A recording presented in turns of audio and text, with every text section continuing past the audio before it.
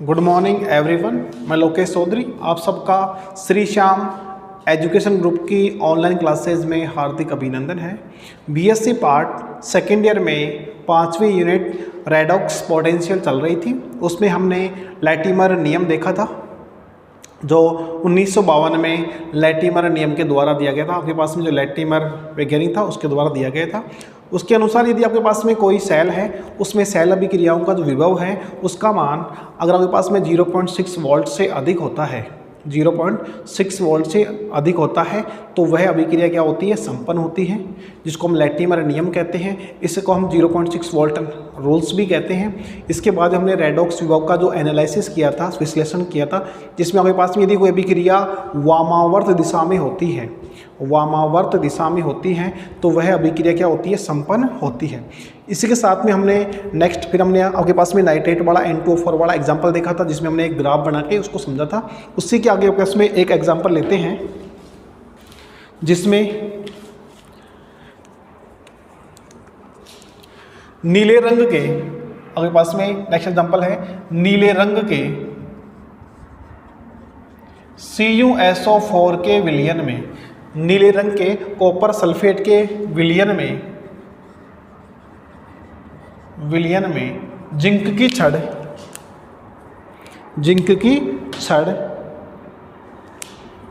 डालने पर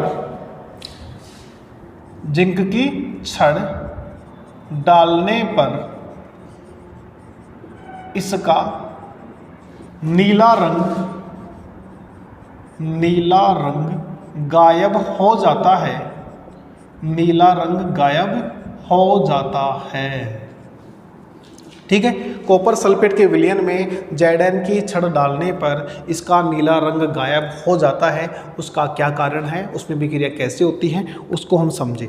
सबसे पहले आपके पास में कॉपर सल्फेट है, CuSO4 है। इसमें क्या होगा, Cu+2 SO4 -2 आयनों में विभक्त होता है। ठीक है, फिर आपके पास में देखो Cu+2 अगर ये 2 इलेक्ट्रॉन ग्रहण कर लें तो आपके पास में Cu का फॉर्मेशन हो जाता है। फिर आपके पास में Zn+2 और 2 इलेक्ट्रॉन, नेट रिएक्शन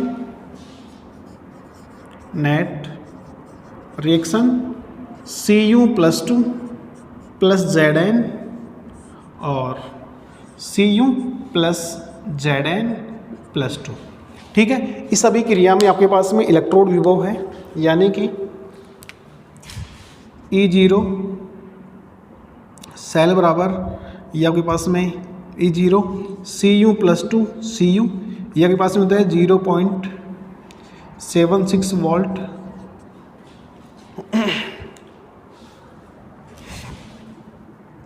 (0.34 वोल्ट) और Zn+2 वाला है ये -7.6 वोल्ट होता है। और आपके पास में दोनों अभिक्रियाओं का हम सेल विभव निकालें, यानी E0 सेल बराबर E0 cathode minus E0 anode. E0 cathode है, इसका मान आपके पास में कितना होगा, 0.34 प्लस वो माइनस 0.76 वोल्ट, 0.34 प्लस 0.76 1.1 वोल्ट। ठीक है, यानी यह अभिक्रिया आपके पास में क्या होती है, कंप्लीट होगी। इसमें आपके पास में जो EMF का मान है वो आपके पास में कितना, आपके पास में 1.10 वोल्ट है, यानी आपके पास में 0.6 वोल्ट से क्या अधिक है तो यह अभिक्रिया संपन्न होती है। अर्थात हम कह सकते हैं यह अभिक्रिया वामावर्त नियम से संपन्न होगी। कैसे होगी, वामावर्त नियम से यह अभिक्रिया क्या होती है, संपन्न होती है। ठीक है, इसी के साथ में आपके पास में इंपॉर्टेंट टॉपिक है लेटिमर आरेख। ठीक है, लेटिमर आरेख, लेटिमर नियम, फिर आपके पास में क्या है, लेटिमर आरेख। लेटिमर आरेख क्या है, देखो लेटिमर आरेख, यानी आपके पास में ये भी क्या थे आपके पास में कॉपर सल्फेट के विलयन में, कॉपर सल्फेट का आपके पास में नीले रंग का जो विलयन है उसमें जिंक की छड़ डालने पर, Zn की छड़ डालने पर उसका नीला रंग गायब हो जाता है। इसका कारण क्या है? आपके पास में कॉपर सल्फेट का विलयन है जो Cu+2 SO4 -2 आयनों में विभक्त होता है। अगर आपके पास में Cu है वो 2 इलेक्ट्रॉन ग्रहण करेगा, वहाँ पे अपचयन अभिक्रिया होगी, Cu का निर्माण होगा। Zn है वो 2 इलेक्ट्रॉन त्यागता है, Zn+2 बनाता है, यानी आपके पास में वो ऑक्सीजन का कार्य कर रहा है वहाँ पे। ठीक है, फिर आपके पास में नेट रिएक्शन होगी, यानी आप दोनों का जो सेल ग्रुप निकालेंगे, EMF निकालेंगे, वो आपके पास कितना आएगा 1.1 वोल्ट आता है, यानी 0.6 वोल्ट से अधिक है तो अभिक्रिया वामावर्त नियम से संपन्न हो जाती है। ठीक है, नेक्स्ट टॉपिक आपके पास में है लेटिमर आरेख। लेटिमर आरेख, लेटिमर आरेख ये आपके पास में इंपॉर्टेंट टॉपिक है, लेटिमर आरेख। सबसे पहले लेटिमर आरेख क्या होता है? किसी तत्व की विभिन्न ऑक्सीकरण अवस्थाओं की जो अभिक्रियाएं हैं तथा उनका जो रेडॉक्स विभव है उनके मध्य जो संबंध को रिप्रेजेंट किया जाता है, जिस ग्राफ के द्वारा रिप्रेजेंट किया जाता है उसे हम कहते हैं लेटिमर आरेख। लेटिमर आरेख कहते हैं। ठीक है, किसी तत्व की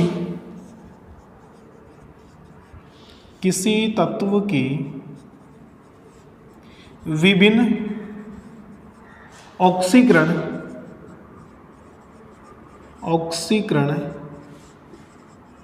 अवस्थाओं की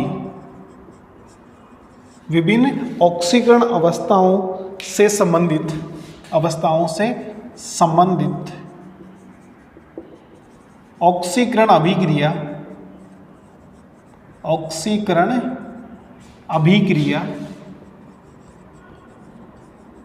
एवं रेडॉक्स विभव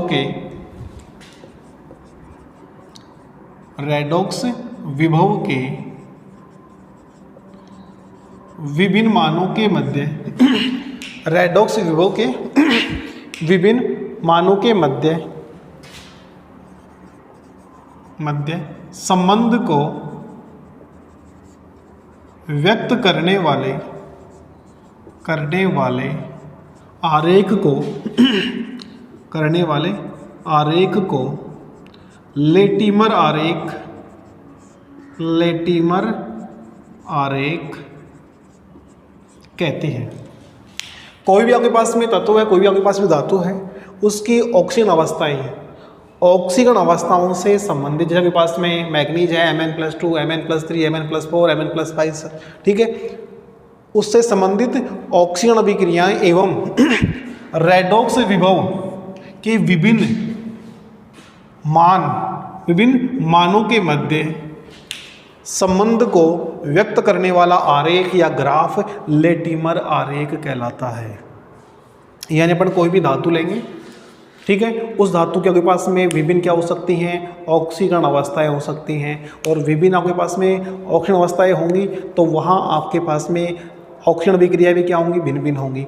उनका जो रेडॉक्स विभव है वो भी क्या होगा, भिन्न भिन्न होगा। तो आपके पास में रेडॉक्स विभव के मान और आपके पास में जो ऑक्सीजन अभिक्रियाएं हैं उनको आपके पास में एक दूसरे के साथ में सहसंबंध करें या दोनों के बीच में ग्राफ खींचें, उसे हम कहते हैं लेटिमर आरेख। ठीक है, लेटिमर आरेख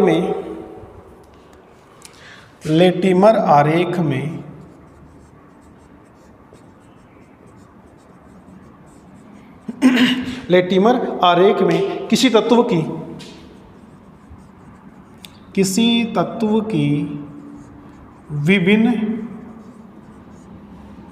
ऑक्सीकरण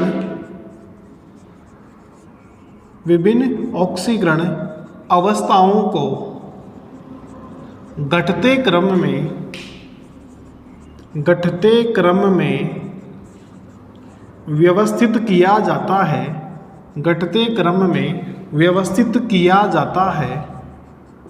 घटते क्रम में व्यवस्थित किया जाता है। यानी के पास में जो ऑक्सीजन अवस्थाएं हैं उनको घटते क्रम में व्यवस्थित कर देंगे। जो आपके पास में अवस्थाएं ज़्यादा होंगी उनको प्रारंभ में लिखेंगे, जो अवस्थाएं कम होंगी उनको बाद में लिखेंगे। ठीक है। आरेख में उच्च ऑक्सीकरण अवस्था को दाईं ओर एवं निम्नतम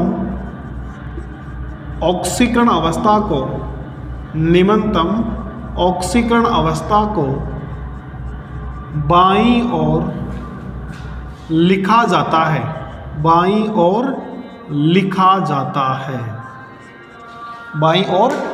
जाता है। ठीक है। दो क्रमागत ऑक्सीकरण अवस्थाओं के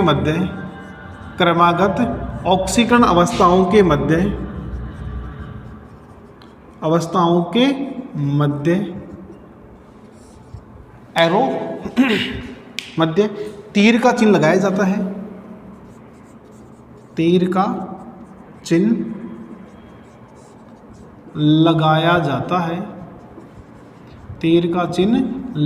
जाता है। देखो आपके पास में इसमें लेटिमर आरेख कैसे खींचते हैं। सबसे पहले लेटिमर आरेख बनाने के लिए आपके पास में विभिन्न जो ऑक्सीकरण अवस्थाएं हैं उसकी विभिन्न क्या होंगी, ऑक्सीकरण अभिक्रियाएं भी होंगी। ऑक्सीजन अभिक्रिया होगी तो वहाँ पे रेडॉक्स विभव है वो भी क्या होगा, अलग अलग होगा। अगर उन दोनों के बीच में सहज संबंध रिप्रेजेंट कर दें, दोनों के बीच में संबंध को दर्शा दें किसी ग्राफ के द्वारा, उसे कह देंगे लेटिमर आरेख। दूसरा है लेटिमर आरेख में किसी तत्व की विभिन्न ऑक्सीजन अवस्थाओं को घटते हुए क्रम में लिखते हैं 5, 3, 2, 1। ठीक है। फिर आपके पास में जो जिसकी ऑक्सीजन अवस्था उच्च होती है उसको अपन राइट साइड में लिखते हैं, दाईं ओर लिखते हैं। और जो आपके पास में निम्नतम वाला है उसको देखो यहाँ पे थोड़ा इसको बाईं ओर और इसको हम लिखेंगे दाईं ओर। यानी पास में इधर आपके पास में हाई वाला होगा, इधर आपके पास में लो वाला होगा दाईं तरफ में। दो क्रमागत आपके पास में +3 +2 है, उनके बीच में क्या लगा देंगे, यहाँ पे एरो लगा देंगे, तीर के द्वारा रिप्रेजेंट कर देंगे। ठीक है। तीरों की दिशा की ओर लेटिमर आरेख की दिशा होती है। तीरों की दिशा की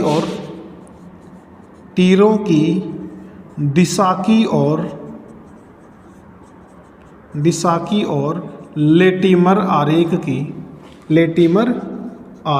की दिशा होती है। लेटिमर आरेख की दिशा होती है। ठीक है। और अर्ध अभिक्रियाओं के लिए ऑक्सीकरण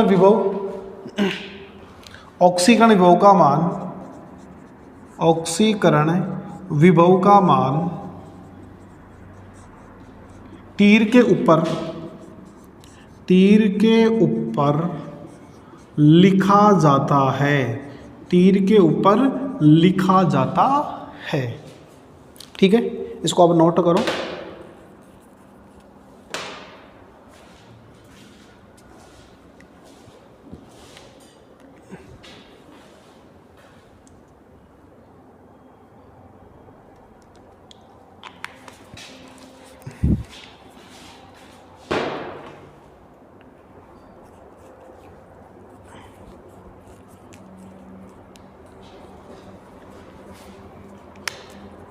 इन नियमों को हम ढंग से समझेंगे, उसके बाद में फिर हम एग्जाम्पल लेंगे और एग्जाम्पल के आधार पे इनका लेटिमर आरेख लेंगे, क्लोरीन का, मैग्नीज का, उनका खींचेंगे। देखो सबसे पहले आपके पास में क्या है, किसी तत्व की विभिन्न ऑक्सीजन अवस्थाएं आपके पास में, जैसे आपके पास में Cl आपके पास में +5 में है, +2 में है, +3 में है।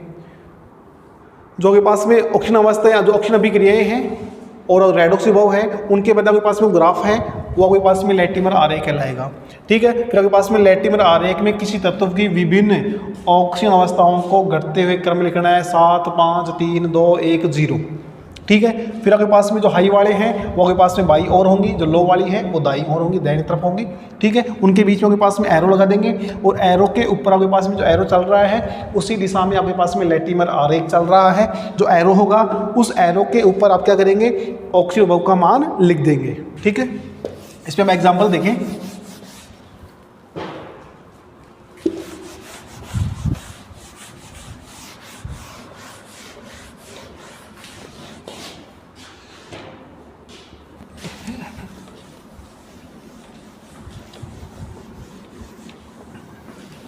क्लोरीन तत्व की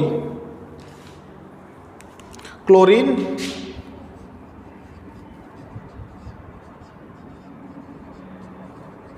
विभिन्न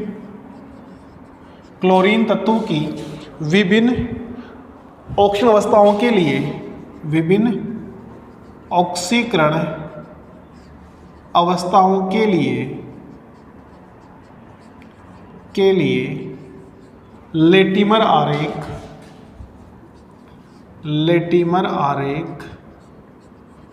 निम्न है। लेटिमर आरेख निम्न है। ठीक है, जैसे आपके पास में ClO4 माइनस, दूसरा आपके पास में है ClO3, तीसरा आपके पास में HClO2, HClO और Cl2। ठीक है, सभी के सबसे पहले हम निकाल लेंगे ऑक्सीकरण अवस्थाएं। सबसे पहले आपके पास में इसकी जो अवस्थाएं हैं, ठीक है, ऑक्सीकरण अवस्था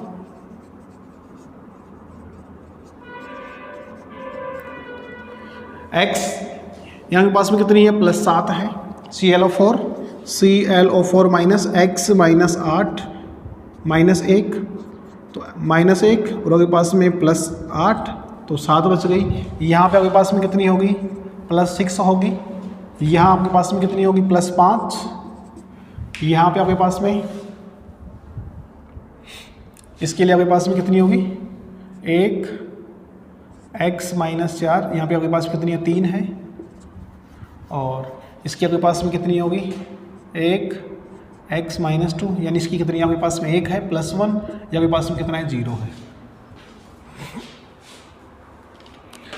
अब आपके पास में जो एरो है, उस एरो के ऊपर आपको लिखना है ऑक्सीकरण विभव 1.2 वोल्ट, 1.2 वोल्ट, 1.3 वोल्ट,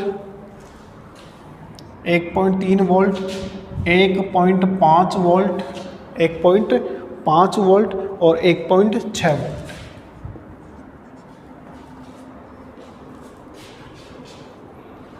ठीक है, यानी कि आपके पास में लेटिमर में आपके पास में क्या था, आपके पास में विभिन्न जो ऑक्सीजन अवस्थाएं हैं, उन ऑक्सीजन अवस्थाओं को घटते हुए क्रम में लिखते हैं, 7 6 3 +1 0। जो आपके पास में ज़्यादा वाला है उसको दाईं ओर, जो कम वाला है बाईं ओर, जो कम वाला है उसको अपन दाईं ओर लिख देते हैं। ठीक है, फिर आपके पास में जो आपके पास में एरो है वो आपके पास में लेटिमर आरेख को रिप्रेजेंट करता है। फिर आपके पास में तो रेडॉक्स अपचयन, वो ऑक्सीजन विभव है, उनको एरो के ऊपर लिख देंगे यहाँ पे। ठीक है, फिर आपके पास में इसके लिए 2-3 नियम और हैं। पहला नियम क्या है, देखो, रासायनिक अर्ध अभिक्रिया में जितने इलेक्ट्रॉनों का स्थानांतरण होता है उसे अभिक्रिया के बाईं ओर जोड़ देते हैं। अभिक्रिया के बाईं ओर जोड़ देते हैं, यानी जितने इलेक्ट्रॉनों का स्थानांतरण हो रहा है, यहाँ पे +7 से +6 हो रहा है, यानी कि यहाँ पे आपके पास में 1 इलेक्ट्रॉन का स्थानांतरण होता है, तो आपके पास में ClO3 माइनस है यहाँ पे। अगर यहाँ पे माइनस होगा तो ये 5 हो जाएगा। अब यहाँ पे +7 से +5 हो रहा है, यानी 2 इलेक्ट्रॉनों का स्थानांतरण हो रहा है। उन दो इलेक्ट्रॉनों के स्थानांतरण को आपके पास में जो अभिक्रिया है उसके बाईं ओर जोड़ देंगे। ठीक है, अर्ध अभिक्रिया में जितने O2 का परिवर्तन होता है उतनी ही संख्या में जल के अणु दाईं तरफ जोड़ दिया जाता है। दाईं तरफ जितने आपके पास में हाइड्रोजन एटम होंगे उतनी ही संख्या में बाईं ओर H+ आयन जोड़ देते हैं। ये आपके पास में 2-3 नियम हैं। ठीक है, पहला आपके पास में देखो क्या है, ClO4 माइनस से आपके पास में क्या बन रहा है, ClO3 माइनस। ये आपके पास में +7 है, ये आपके पास में क्या है, +5। सबसे पहला रूल ये कहता है कि आपके पास में जितने इलेक्ट्रॉनों का स्थानांतरण होता है, यानी आपके पास में 2 इलेक्ट्रॉनों का स्थानांतरण होता है, तो आप यहाँ के पास में 2 इलेक्ट्रॉन आप यहाँ पे ऐड कर देंगे। ठीक है, उसी के साथ में आपके पास में इसमें कितने O2 का परिवर्तन होता है, जितने O2 का परिवर्तन होता है उतनी संख्या में दाईं तरफ जल के अणु जोड़ देते हैं। यहाँ पे आपके पास में 4 है, यहाँ पे 3 है, यानी आपके पास में एक O का आपके पास में परिवहन हो रहा है, तो यहाँ आप एक जल का अणु जोड़ देंगे H2O। अब यहाँ पे आपके पास में 2 हाइड्रोजन है, तो आप यहाँ पे कर देंगे 2H+। ठीक है, यानी पहले अभिक्रिया के पास में इसमें 3 रूल याद रखने हैं। रूल फर्स्ट क्या कहता है, जितने इलेक्ट्रॉनों का स्थानांतरण होता है 7 से 5 हो गए, +7 से +5 हो गए, 2 इलेक्ट्रॉनों के स्थानांतरण है। इलेक्ट्रॉनों को आपको, तो इलेक्ट्रॉन है उनको आपको बाईं तरफ जोड़ना है, तो आपने इलेक्ट्रॉन जोड़ दिए। दूसरा के पास में जो O2 का परिवहन हो रहा है, जितने O का परिवहन हो रहा है उसमें आपके पास में जल के अणु आपको दाईं ओर जोड़ने हैं। फिर आपके पास में जितने आपके पास में हाइड्रोजन हैं उतने आपके पास में H+ आयन वापस बाईं ओर लगाना है। आपके पास में इससे ये बन रहा था, +7 से +5 हो रहा है, 2 इलेक्ट्रॉन हमने यहाँ पे ऐड कर दिए। यहाँ पे आपके पास में ऑक्सीजन 4 है, यहाँ पे आपके पास में कितने हैं, 3 है, एक O आपके पास में क्या हुआ है, परिवहन हुआ है, तो एक जल का अणु जोड़ देंगे। यहाँ पे जो हाइड्रोजन कितना आपके पास में 2 है, तो आपके पास में 2H+ आ जाएगा। ठीक है, और इसके लिए आपके पास में जो इलेक्ट्रोड विभव है उसका मान कितना है, E0 बराबर 1.2 वोल्ट। ठीक है, इसी के साथ में आपके पास में ये वाली अभिक्रिया है, ClO3 माइनस सी आपके पास में क्या बन रहा है, HClO2, यानी +5 से +3 हो रहा है। यहाँ भी आप 2 इलेक्ट्रॉनों को यहाँ पे आप ऐड कर देंगे। यहाँ भी आपके पास में O3 है, यहाँ आपके पास में O2 है, एक O कम है, तो यहाँ भी आप एक जल का अणु जोड़ देंगे H2O। अब यहाँ पे आपके पास में 2 हाइड्रोजन यहाँ पे है, एक हाइड्रोजन यहाँ पे है, तो यहाँ आपके पास में क्या जाएंगे, 3H+, 3 हाइड्रोजन यहाँ आपके पास में यहाँ पे आप ऐड कर देना। और इसके लिए आपके पास में जो इलेक्ट्रोड विभव है वो कितना होगा, 1.3 वोल्ट, 1.3 वोल्ट हो जाएगा। इसके बाद आपके पास में यहाँ से आपको ये लेना है, स्टेप फर्स्ट, सेकंड और जो थर्ड वाला है, थर्ड वाले में आपके पास में HClO2 से आपको बनाना है HClO। ठीक है, इसमें आपके पास में क्या था, ये भी आपके पास में +3 से +1 हो रहा है, यानी कि आपके पास में 2 इलेक्ट्रॉनों का स्थानांतरण होता है। यहाँ आपके पास में O2 था, यहाँ आपके पास में O है, एक O कम है, तो एक आपके पास में जल का अणु हो जाएगा। तो यहाँ आपके पास में हाइड्रोजन, एक हाइड्रोजन पहले से है ही, तो आपके पास में 2H+ यहाँ पे हम यहाँ पे ऐड कर देंगे। ठीक है, जितने हाइड्रोजन कम होंगे उतने H+ लगा देंगे। फिर आपके पास में चौथी, और इसके लिए जो रेडॉक्स विभव है उसका मान कितना होगा, E0 बराबर 1.5 वोल्ट। फिर चौथी अभिक्रिया आपके पास में क्या है, HClO, सी आपके पास में क्या बन रहा है, Cl2 बन रहा है, यानी +1 से 0 हो रहा है, एक इलेक्ट्रॉन का स्थानांतरण हो रहा है, एक इलेक्ट्रॉन लगा देंगे। यहाँ पे आपके पास में जो एक ऑक्सीजन आपके पास में क्या हुआ है, कमी हुई है आपके पास में, तो एक यहाँ पे जल का अणु लगा देंगे। और फिर आपके पास में यहाँ पे एक H+ आ जाएगा, एक पहले से है, 2 आपके पास में हाइड्रोजन है, H+ हो जाएगा। ठीक है, और यहाँ पे आपके पास में इलेक्ट्रॉन वोल्ट है वो कितना होगा, 1.6 वोल्ट हो जाएगा। ठीक है, इसको नोट करो आप।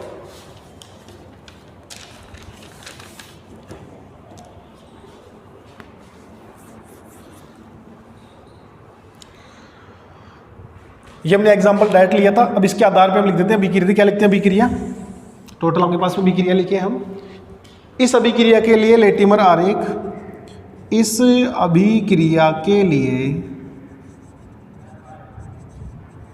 लेटिमर आरेख क्या होगा, देखो आपके पास में ClO, आपके पास में जो इलेक्ट्रॉन जल के अणु हैं उनको आप छोड़ दो, अपने को डायरेक्ट लिखना पड़ेगा, ClO4 माइनस ClO3 माइनस, फिर आपके पास में HClO2 HClO और Cl2।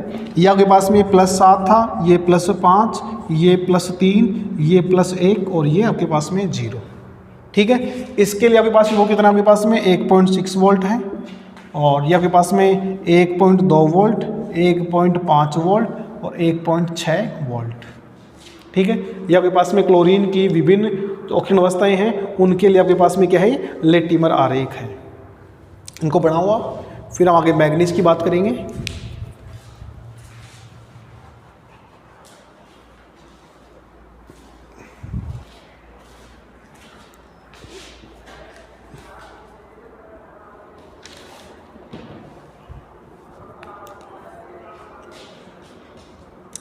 ठीक है।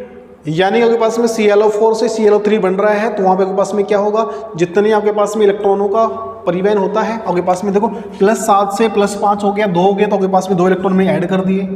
ठीक है, 2 ऐड करने के बाद में आपके पास में देखो O4 से O3 है, एक आपके पास में O कम है, तो एक जल का अणु लगा देंगे। अब यहाँ पे कितने हाइड्रोजन है पूरी अभिक्रिया में, 2 हाइड्रोजन है, 2H+ यहाँ पे हम ऐड कर देंगे। नीचे वाले आपके पास में ClO3 से HClO2 बन रहा है। ठीक है, यहाँ आपके पास में कितना था, ये आपके पास में +5 से वही +3 हो रहा है, तो आपके पास में वही आपके पास में 2 इलेक्ट्रॉन ऐड कर देंगे।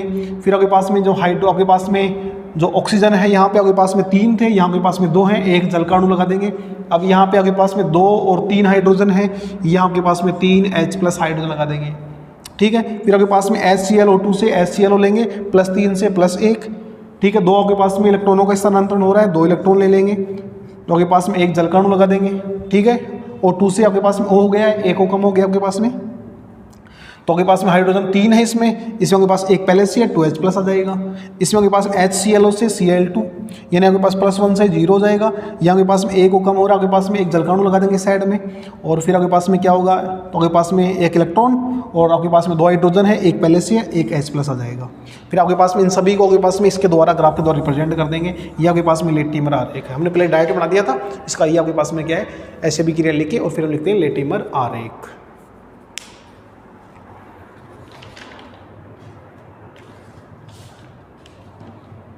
आगे हम देखते हैं ऑक्सीजन, उसके लिए मैग्नीज के लिए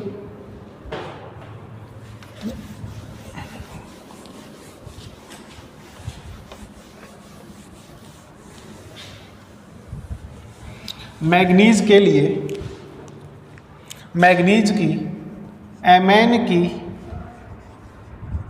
विभिन्न ऑक्सीजन अवस्थाओं के लिए लेटिमर आरेख, लेटिमर आरेख। ठीक है, आपके पास में MnO4 minus, MnO4 -2, MnO4 -2, MnO2, MnO2, Mn+3, Mn2 और Mn। सबसे पहले हम निकाल लेंगे इनकी ऑक्सीजन अवस्था, ये आपके पास में +7 हो जाएगी, X8 एक बजेगा आपके पास में, ये आपके पास में +6, ये आपके पास में +4, ये +3 है, ये +2 है, ये आपके पास में कितना है, 0 है। इनका आपके पास में जो ऑक्सीजन विभव है वो हम एरो पे लिख लेंगे। ये आपके पास में 0.56 वोल्ट हो जाएगा, और MnO4 वाला है वो आपके पास में 2.0 वोल्ट और 0.95 वोल्ट, और Mn+3 से जो Mn+2 है वो आपके पास में 1.51 वोल्ट, और Mn+2 से जो Mn वाला है वो आपके पास में जाएगा -1.9 वोल्ट। ठीक है,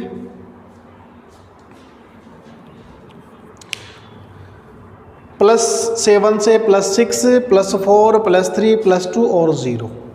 ठीक है, इन सब का आपके लिए क्वेश्चन हो जाएगा। आप इन सभी की जो अभिक्रियाएं हैं, यानी कि आपके पास में MnO4- से MnO4- बना है, इसमें आपके पास में कौन सी अभिक्रिया होगी वो आपको समझाना है। एक को मैं कर देता हूँ, ये आपके पास में +7 से +6 बन रहा है, यानी एक इलेक्ट्रॉन का स्थानांतरण यहाँ पे आपके पास में E- हो जाएगा। ठीक है, अब एक इलेक्ट्रॉन ये ग्रहण करेगा। अब आपके पास में O4 है, तो आपके पास में यहाँ पे जल का अणु नहीं लगेगा, और जल का अणु नहीं लगेगा तो यहाँ पे आपके पास में H+ आयन लगाने की आवश्यकता नहीं होगी। एरो पे आपके पास में 0.56 वोल्ट यहाँ पे लगा देंगे। फिर आप इससे ये बनाएंगे MnO4- से MnO2 लिखेंगे, इसको आप वहाँ पे लिख देना कि 0 वोल्ट बराबर कितना है आपके पास में 0.56 वोल्ट है। इसमें आपके पास में देखो O4 से O2 हो रहा है, इलेक्ट्रॉन का स्थानांतरण आपके पास में +6 से +4 हुआ, तो आप यहाँ पे 2 इलेक्ट्रॉन ऐड करेंगे, इसमें कोई दो राय नहीं है। O4 है, O2 है, यहाँ पे 2 अणु जल के आएंगे, तो आप यहाँ पे क्या कर देंगे 4H+ यहाँ पे ऐड कर देंगे। और इसके लिए आपके पास में जो E0 की वैल्यू है वो कितनी हो जाएगी 2.20 वोल्ट हो जाएगी। फिर आपके पास में फर्स्ट स्टेप, सेकंड, थर्ड में आपके पास में क्या करना है MnO2 से आपको Mn+3 लेना है, यानी कि आपके पास में +4 से +3 हुआ है, यानी यहाँ पे 1 इलेक्ट्रॉन ऐड करना है। यहाँ पे आपके पास में 2 कम हो गए तो 2 अणु यहाँ पे जल के जोड़ने हैं, तो यहाँ पे आपके पास में 4H+ यहाँ पे ऐड कर देना। इसके लिए E0 का मान कितना होगा 0.95 वोल्ट हो जाएगा। फिर आपके पास में चौथा है Mn+3 से आपके पास में Mn+2 बन रहा है, ठीक है। इसमें आपके पास में 1 इलेक्ट्रॉन ऐड कर देना, Mn+2 बन जाएगा। इसके लिए E0 की वैल्यू आपके पास कितनी होगी 1.15 वोल्ट हो जाएगी। फिर आपके पास में Mn+2 से 5 स्टेप में Mn+2 से Mn बढ़ाना है, यानी +2 से 0 हो गया, तो यहाँ पे 2 इलेक्ट्रॉन आप ऐड कर देना। ये आपके पास में इसकी विभिन्न अभिक्रियाएँ हो जाएंगी, ठीक है। और इसके लिए आपके पास में E0 की वैल्यू कितनी हो जाएगी -1.19 वोल्ट। इसको आप नोट कर लो, ठीक है। मैग्नीज की विभिन्न आपके पास में जो लेटिमर आरेख के लिए विभिन्न अभिक्रियाएं हैं वो आपके पास में इस प्रकार रिप्रेजेंट हो जाएंगी, या आपके पास में इसका लेटिमर आरेख होगा, ठीक है। नेक्स्ट अपन नेक्स्ट वीडियो में देखेंगे। धन्यवाद।